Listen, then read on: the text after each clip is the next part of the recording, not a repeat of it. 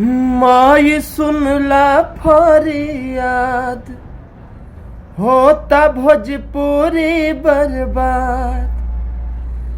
काहे में लाज लागे खुद के गवैया, काहे में लाज लागे खुद के गवैया।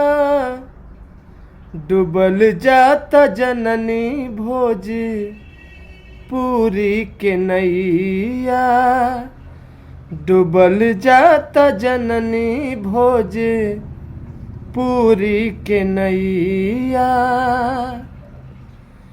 उहे बने हीरो जे गावे असलील हो, निमन गवैया गईले माटी में मिल हो।